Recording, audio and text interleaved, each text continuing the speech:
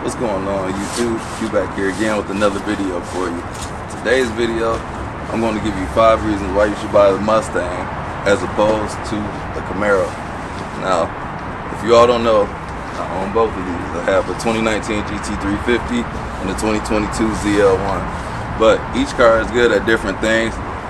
Very similar, but I'm going to go through the things that make the Mustang stand out over the Camaro. So why you should choose this over that.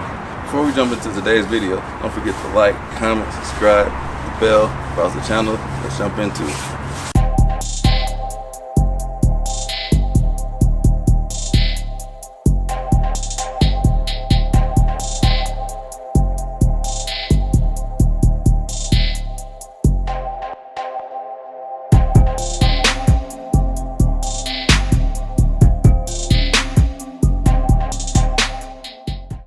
So the first reason you should buy a Mustang as opposed to the Camaro, the Mustang has a ton of mods. You can do so many different things with the Mustang. It's like unlimited possibilities.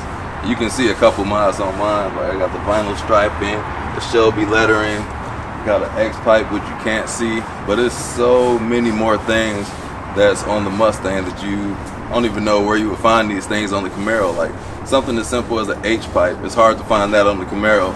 It's probably 5 different H-pipes for the Mustang. The Mustang has so many mods that I actually got this in the mail today. You might know this magazine, American Muscle. This whole magazine is just full of mods. This looks like I don't even know what it is, RTR headlights. Just everything for all generations of the Mustang. And that's not the only site. It's a bunch of other sites too. So the Mustang, this thing tram lines a lot. It's a mod to fix that. If you want different headlights, a bunch of manufacturers that make that, like Raxium. I have different tail lights on mine. There's multiple styles of tail lights. You can get the previous generation Mustangs tail lights. You can get the Ford GT tail lights and things like that. You can get all kinds of stuff, and it goes across all Mustangs. So the first reason, the modifiability is just insane on this thing. So the second reason you should buy a Mustang as opposed to the Camaro, the Mustang is more of a total package car. So I had another Camaro and a Hellcat before, and to me, that's what the Mustang is. It gives you the handling of the Camaro and the practicality almost of the Challenger. So these two only seat 4, the Challenger seats 5. But the Mustang, it gives you a good daily drivability. If you could only have one car to drive, the Mustang would be a great balance between the two. Like, Camaro's a little cramped on the inside. The Mustang is way more comfortable. It's everybody can have room for it to be a coupe.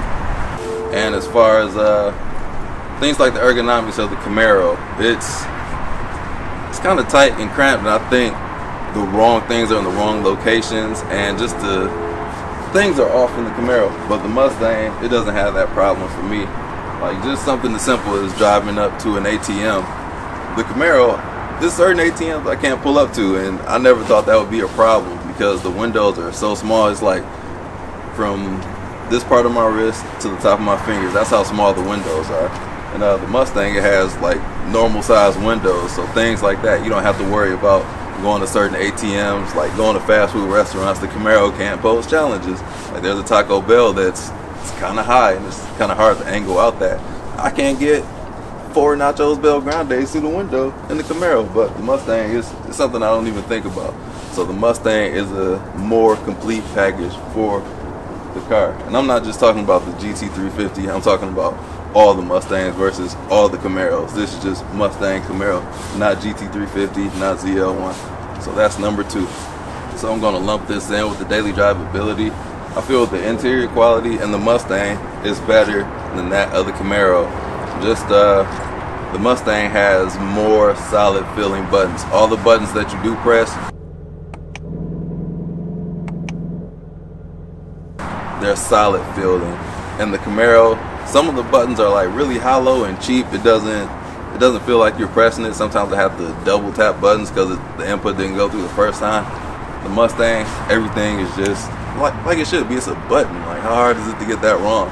But the Mustang, the buttons, they feel like metal. My start-stop button is metal. Volume knob, I think it's super high quality plastic, but it looks and feels metal.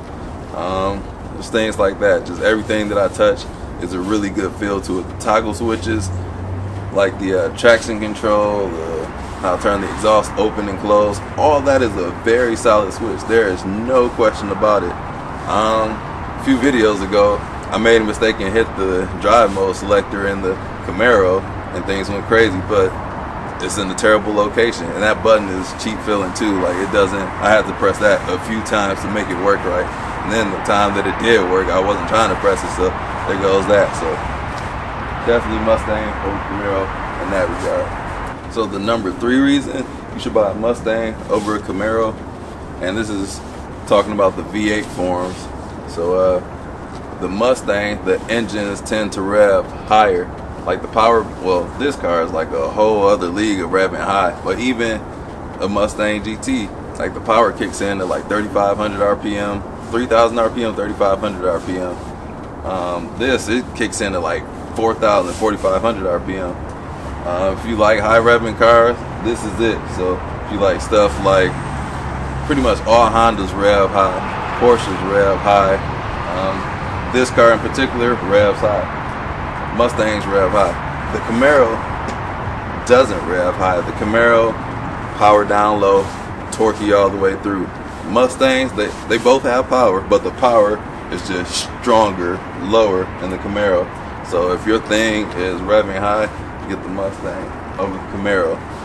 So the number 4 reason you should get a Mustang over the Camaro, the Mustang has way more variety than the Camaro does. And I'm just speaking for the 6th gen alone. And there's more Mustangs if you go all the way back. The Camaro was missing from like 2003 to 2009. But the Mustang, 6th generation, way more variety. So they both have or have had a 4-cylinder, 6-cylinder, I can't remember. I know for sure this doesn't have the 6-cylinder anymore. The Camaro does have a 6-cylinder. Not sure if it has a 4-cylinder. I think it has both. Correct me if I'm wrong. Comment down below. But in the actually, the Camaro, you can get the 1LE packages down low. But the Mustang, on the EcoBoost, you can get a track package on that. And then stepping up, you can get a GT. Actually, let me just tell you what all you can get on the Camaro. You basically get like the LT1, which is the value, SS, and ZL1. You can get track packages on those. The Mustang has way more additions. So you got the EcoBoost, you got the track performance package on that. You got the GT, you have the Bullet, you have the Mach 1, you have the GT350, you have the GT500, and there's just a lot more of these. You can get the track packages on I know the Mach 1 for sure, GT350, it's a track car, but you can get more track stuff on it, and the 500 too, like the carbon fiber wheels. Oh, the Art, GT350 Art is the track version of this right here. So this is the regular GT350, in case you don't know. These are orange, not red. People say I'm perpetrating. It's orange, not red. It is a huge variety. I probably even missed a few somehow. They keep up with the Mustang. The Camaro, they were like, all right, 2016's all new. 2017 ZL1, and that was kind of it. The Mustang, it was like 2015 comes out, 2016 GT350, 2017 or whatever year. I think the Bullet came out in 2018. We got the Mach 1 2020. The GT500 was that a 2020? I don't know. It's just way more Mustangs. So the number 5 reason you should get a Mustang over the Camaro is because Mustangs are actually cheaper. Now this market is crazy, so I'm going by my location. But when they were brand new, 2015s, the Mustang started a couple $1,000 less than the Camaro until the 6th gen Camaro came out the next year. The regular SF was $37,000, while this was $33,000. So that was a huge difference in price. And then the Camaro sales kind of started to taper like each and every year. That was a huge step up. Like these, they were even down in 32 at one point, the base price for the V8s. But even on the used car market, like right now, I've seen LT1s go for 45, 46,000 in this market. Insane. Don't do that. That's how much I pay for my SS1 LE. You can get that probably out the door in this market with the right discounts. But I know City of Cars has 2 bullets right now for sale, $45,000, and it's a little bit less than what they were new. Camaros are going for more than what they were new. This car, I might even do a video on how much I can sell this car for. But once you get to the Shelbys hold their value a lot better. But GT and below, those really don't hold their value that well, so you can get into them cheaper.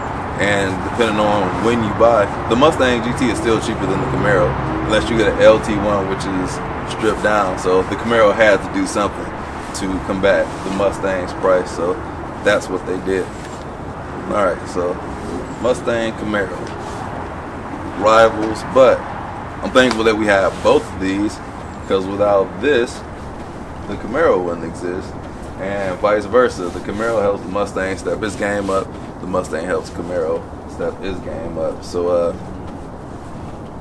it's good to have competition.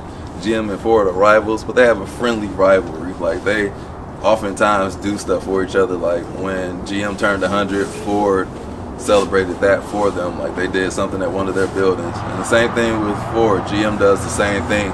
They'll put stuff on the rents end, or the GM headquarters. If you don't know, not from there, you probably won't know that. But yeah, these cars, even though I pointed out reasons to buy this, the cars are very similar.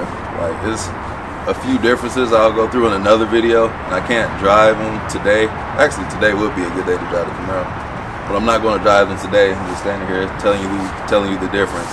Then I'm going to do the same thing with the Camaro, and a little bit in the future I'm going to do a driving comparison between the two.